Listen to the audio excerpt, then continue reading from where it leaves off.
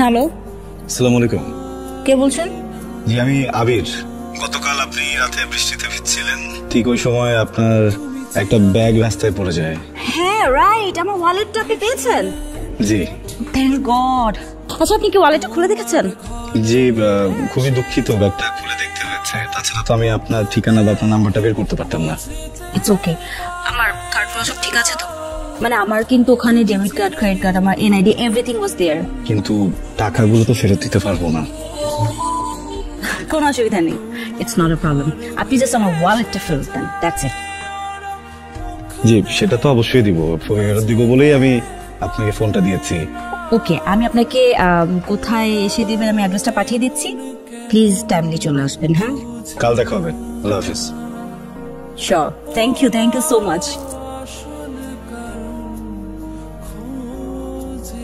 Excuse me, আপনি আবির? আমি মায়া। ভাই কেমন আছেন? ভালো আছি, বসেন। আমি খুবই কিউরিয়াস ছিলাম যে আপনি আসবেন কি আসবেন না। না, আমার মনে হচ্ছে না আসবেন না, তারপর আসলাম আমি দেখার জন্য যে আসলেই আসছেন কিনা। কার্ড, আমার কার্ড গুলো অনেক ইম্পর্টেন্ট। আচ্ছা, এখান থেকে কিন্তু আপনি আমাকে 100 টাকা লোন দিয়েছেন। মানে আমি নিজেই আসলে 100 টাকা এখান থেকে নিয়েছি, আমার আসার ভাড়া ছিল না তো। আপনি তো খুব মজার মানুষ। এনিওয়েজ, টাকা কোনো বিষয় না, দেখেন এগুলো তো আসবে যাবে, কিন্তু এই যে আপনার লয়ালিটি, আপনার অনেস্টি, এটা হচ্ছে ইম্পর্টেন্ট। আজকালকার যুগে এসব দেখাই যায় না। আপনার অনেক টাকা, তাই না? আমার না, আমার বাবার অনেক। ওটা কোনো বিষয় না, লয়ালিটি হচ্ছে ম্যাটার করে, জানেন? বলেন কি খাবেন? আপনি যেটা খাবেন ওটাই খাবো। আমি তো আসলে এখন কি খাবো, কফি খাই ইউজুয়ালি। কফি খাবেন? ওকে, এক্সকিউজ মি, দুটো ক্যাপুচিনো। আপনার মতো এরকম একজন অনেস্ট মানুষ আসলে আজকাল যুগে দেখা খুবই রেয়ার, দেখাই যায় না। আচ্ছা শোনেন, আপনি 100 টাকা রাখেন, এটা বকশিস না, আপনার যাওয়ার ভাড়া। এটা লাগবে না, 100 টাকা দিলাম না। আমি তো অটোতে করে আসছি, আমি অটোতে করে যাবো। 20-40 টাকা আর 60 টাকা এরপরে থাকবে, যেটাতে আমি চাটা সব সমস্যা নেই। এটা তো অনেক হিসাবে। কি করেন আপনি? কিছুই করি না, করি বিদেশে যাওয়া ট্রাই করি, কিন্তু হচ্ছে না। বিদেশ যাবেন কেন? দেশেই তো এখন কত কিছু করা যায়।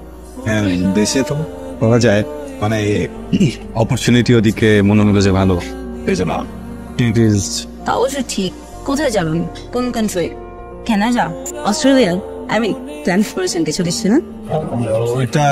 ওইটা না বলি। হ্যাঁ, আম্মা বলেন যে আগে থেকে যদি বলা হয় তাহলে নাকি ওগুলো হয় না। Thank you. আচ্ছা, আপনার নাম্বারটা আমি সেভ করে রেখেছি, কোনো অসুবিধা নেই। And you can call me anytime for anything. কি রে, তোর না এজেন্সিতে যাওয়ার কথা? বিকেলে যাবো না। বিকালে কেন? এখন যা। মা, আমার এত মাথা ব্যথা করতেছে আর রোজ অনেক বাইরে, বিকেলে যাই।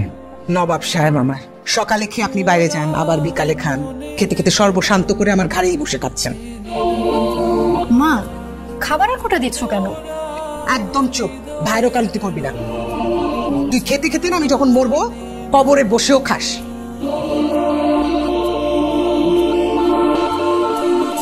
মা, ও তো চেষ্টা কম করছে না।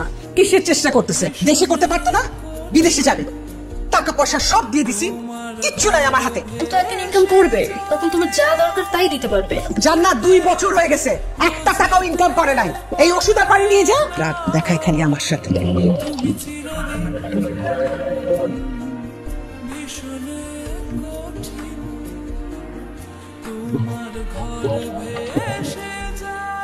ভাইয়া, মন খারাপ করিস না, তুই তো জানিস মা এরকমই। আর তুই খাসনি বলে আমরা কেউই খাইনি। খাবারটা রেখে গেলাম, প্লিজ খাবারটা খেয়ে নিস।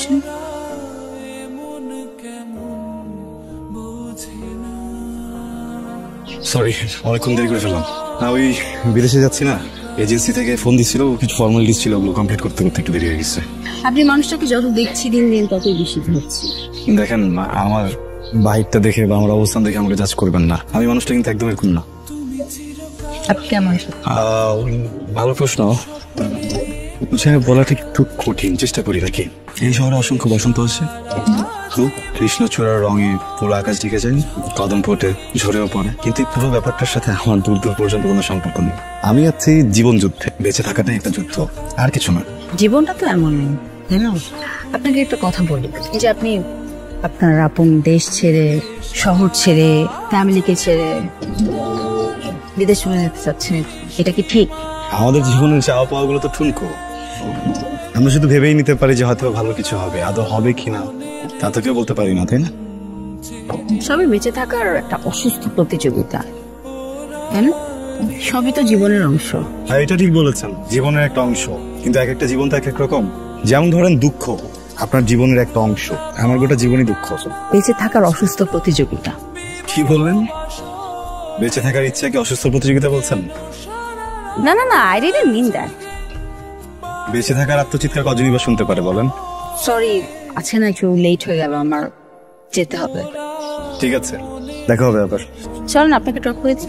না না, সমস্যা নেই, আমি আমার মতো করে চলে যাচ্ছি। আরে আসেন, অসুবিধা নেই। আসলে ঘেমে আছে তো অনেক, আজকে না উঠি। এসিতে ঘাম শুকিয়ে যাবে, আসেন।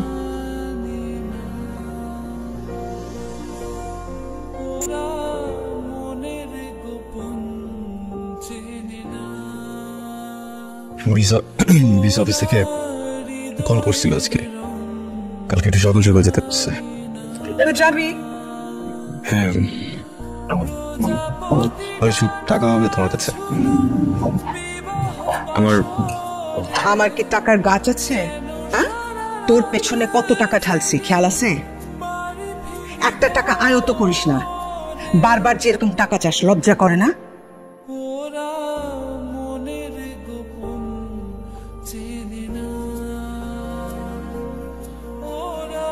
টনসিলের ব্যথাটা একটু বেড়ে গেছিল মা, সরি।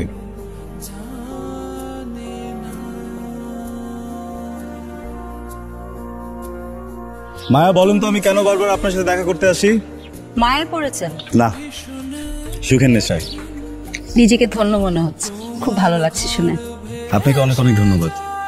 আমার এই বাজে মুহূর্তগুলোকে আপনি অনেক সুন্দর করে ফেলেছেন, আমাকে এত সময় দিচ্ছেন, আমি দিনগুলো কখনো ভুলবো না।